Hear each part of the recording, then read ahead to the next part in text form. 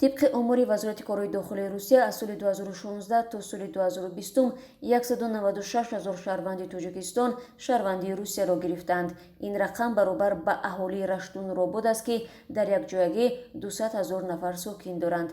به این ترتیب هر سال به حساب میانه 40 هزار تاجیکستانی شناسنامه روسیه را گرفته است.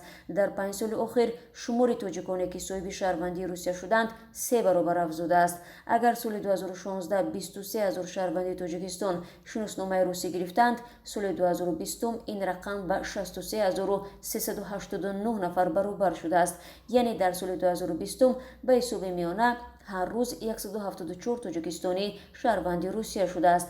سال 2020 بیش از 43 هزار شهروند قزاقستان، زیاده از 23 هزار شهروند ازبکستان و نزدیک به 12 هزار قرقیزستانی شهروندی روسیه را پذیرفتند. به این ترتیب در گرفتن شناسنامه روسی زادگان تاجیکستان پیشرفت بوده.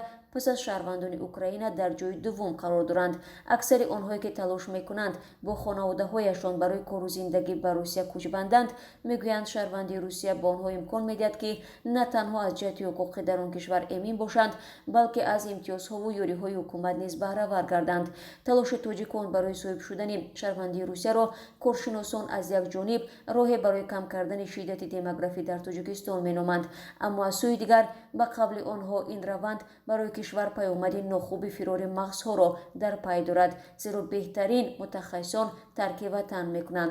در ضمن اعلان سبکی‌ها در گرفتن شهروندی روسیه به باور کارشناسان موج کوچبندی را بیشتر و راه ساکنان زیادی را به دریافت شناسنامه روسی ساده‌تر کرد.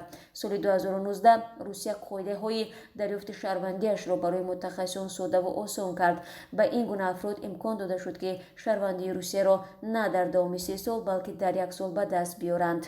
دریافت با صورت شهروندی روسیه در حالی است که مقامات تاجیکستان سال پیش اعلام کردند تعداد مهاجران کاری تاجیک در 8 سال اخیر بیش از 80% کم شده است، اما آمارها وضعیت برعکس را نشان می‌دهد. همه ساله بیش از 1 میلیون نفر اهالی قابل کاری تاجیکستان به روسیه به مهاجرت می‌روند.